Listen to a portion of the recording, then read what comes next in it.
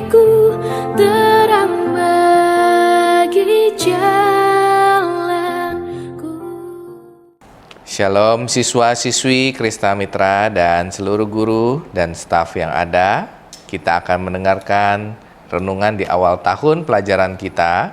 Kiranya ini boleh menjadi pandu di dalam kita menjalani 1 tahun semester ini dengan baik ya. Mari bersama-sama kita berdoa. Ya Tuhan, terima kasih. Hari ini kami boleh kembali melanjutkan aktivitas kami di tahun pelajaran yang saat ini sedang berlangsung di semester genap. Tuhan menolong supaya kami semua boleh belajar dan mempersiapkan diri dengan baik di dalam mengelola kehidupan kami, khususnya sebagai siswa-siswi yang masih terus harus belajar dan menumbuhkan cara kami berpikir, cara kami berkarakter, dan cara kami menghadapi sebuah kehidupan. Kiranya firman Tuhan hari ini menolong kami untuk mengerti betapa pentingnya pendidikan dalam kehidupan kami.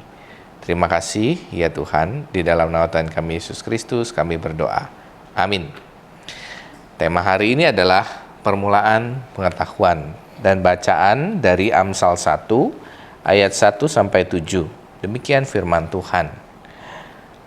Amsal Salomo bin Daud, Raja Israel.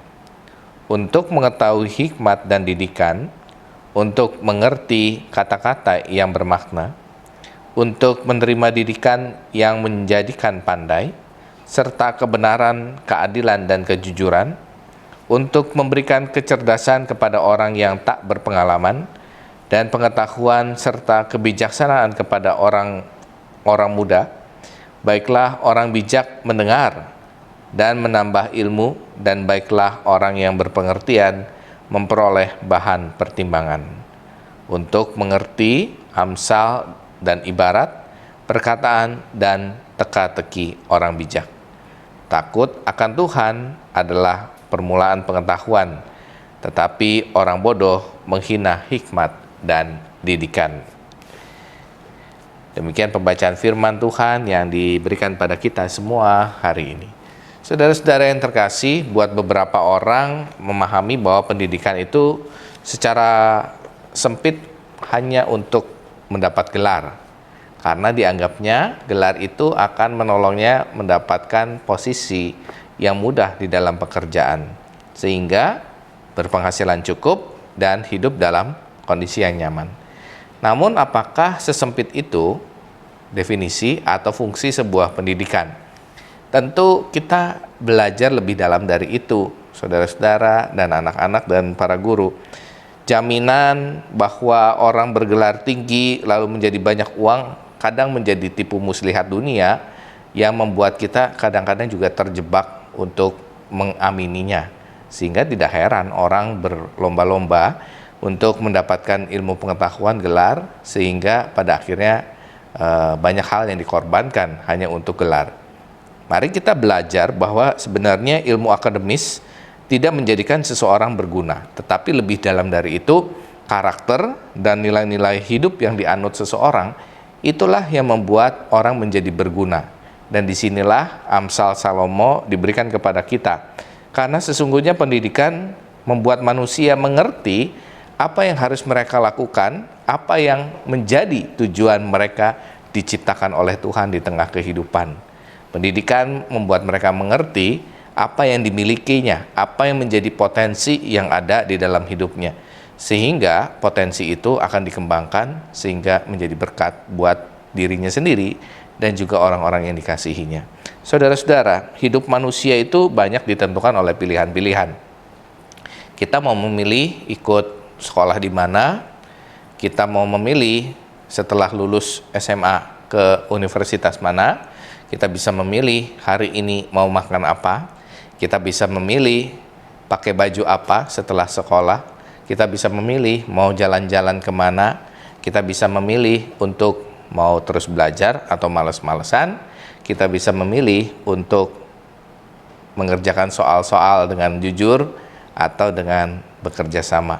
Semua diperhadapkan dengan pilihan. Dari pilihan yang sifatnya sangat sederhana seperti bangun pagi atau mau bangun siang, itu sangat sederhana, mau pakai baju apa, sampai pilihan yang agak sulit tentang keputusan-keputusan penting dalam hidup.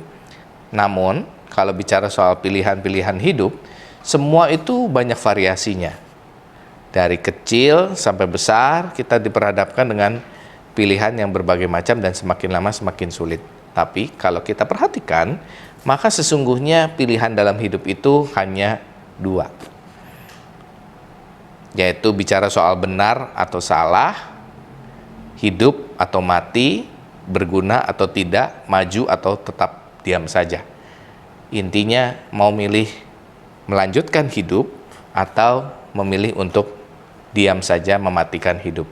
Saudara-saudara, pilihan begitu banyak, tetapi yang menjadi inti dari kehidupan akhirnya pilihan hanya dua. Mau berkat atau kutuk, mau kehidupan atau kematian, mau ikut Tuhan atau tidak ikut Tuhan. Kalau ikut Tuhan, engkau bisa memperoleh banyak hal.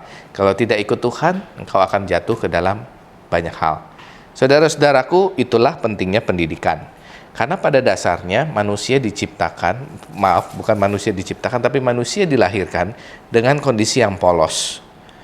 Ada seorang tokoh namanya Charles Swindoll yang dia bilang begini, 10% kehidupan manusia itu diberikan langsung pada saat kita hidup. Tetapi 90% adalah bagaimana kita memilih.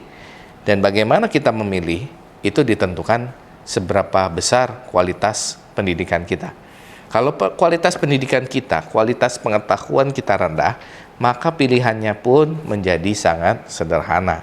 Ya, mirip-mirip ketika kita bermain game online dan lain sebagainya, kita bisa memilih hal-hal yang menurut kita receh dan lain sebagainya, tetapi ada yang penting dan biasanya yang penting itu nilainya mahal, gitu ya, nilainya besar. Dan begitu juga di dalam kehidupan, kalau kehidupan kita mau pilih sesuatu yang berguna, pasti kualitasnya, harganya juga lebih dari yang lain, lebih dari yang biasanya. Nah, Charles Swindoll mengingatkan bahwa ketika hari ini terjadi, itu bukan karena orang lain, tetapi karena pilihan-pilihan yang kita pilih di tahun-tahun sebelum kita hidup saat ini. Kalau hari ini kita hidup senang, berarti kita memilih hal yang tepat. Kalau hari ini kita memilih, kalau hari ini kita berasa menyesal dan lain sebagainya, pilihan kita di masa lalu bukanlah pilihan yang tepat. Saudara-saudara, intinya pendidikan itu penting untuk menentukan kehidupan kita saat ini.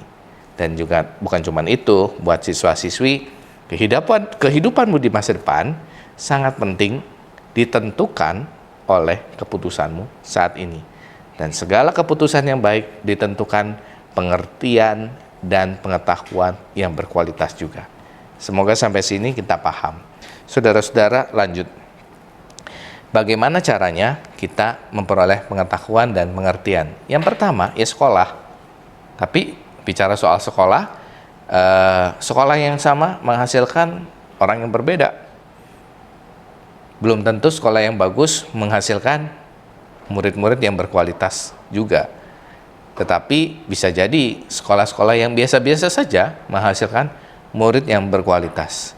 Artinya bukan sekolah yang menentukan, tapi bagaimana juga bicara soal pengalaman dan komitmen di dalam menggali kehidupan. Ada orang-orang, ada anak-anak yang dilahirkan dengan keluarga yang ditempa dengan kerja keras. Tentu dia akan menjadi orang yang berhasil.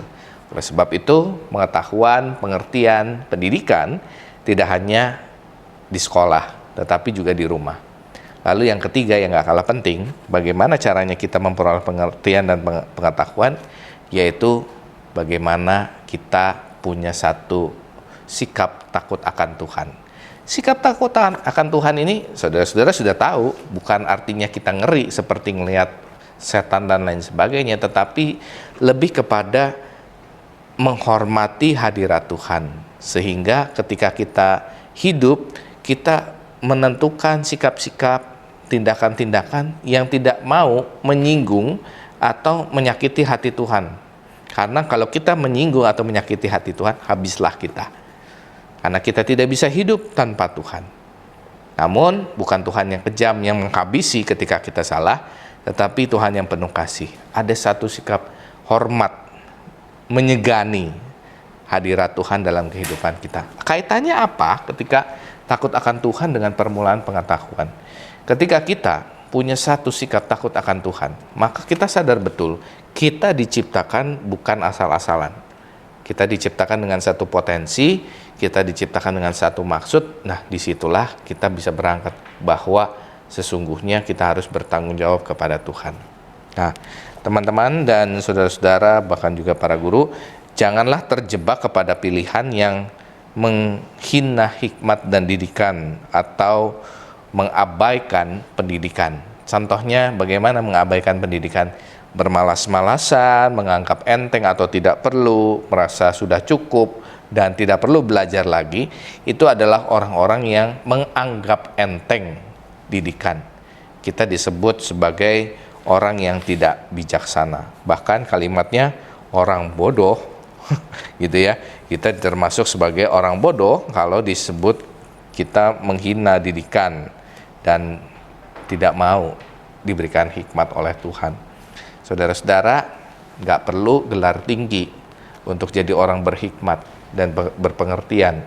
Tetapi memang gelar tinggi itu menolong seseorang untuk bisa lebih banyak pengetahuan, tapi tidak jaminan. Sekali lagi, orang yang takut akan Tuhan justru bisa memiliki hikmat, karena hikmat itu didapat karena kedekatan kita dengan Tuhan. Bukan sekedar belajar, bukan sekedar membaca, bukan sekedar pengalaman, tetapi Roh Tuhan yang menuntun kita untuk mendapatkan hikmat dari Tuhan. Kiranya Tuhan memberkati kita. Permulaan hikmat, permulaan pengetahuan dimulai dari sikap kita takut akan Tuhan. Tuhan memberkati kita semua. Mari kita berdoa. Ya Tuhan, terima kasih hari ini kami boleh belajar. Kami memulai semester ini dengan sikap takut akan Tuhan. Karena pendidikan adalah satu hal yang penting bagi hidup kami, khususnya para siswa-siswi di dalam menentukan arah hidup berikutnya. Berhasil atau tidaknya masa depan kami ditentukan dengan pilihan kami saat ini. Dan semua itu tergantung dengan pengertian yang kami miliki. Kiranya kami semua bisa rendah hati, mau dibentuk oleh Tuhan menjadi pribadi-pribadi yang mau belajar dan selalu punya semangat untuk mencari hal-hal yang baru. Tuhan Yesus, ini kami Tuhan, bentuk kami, tolong kami, kiranya Roh Kudus menolong kami semua. Di dalam nama Tuhan kami, Yesus Kristus kami berdoa. Amin.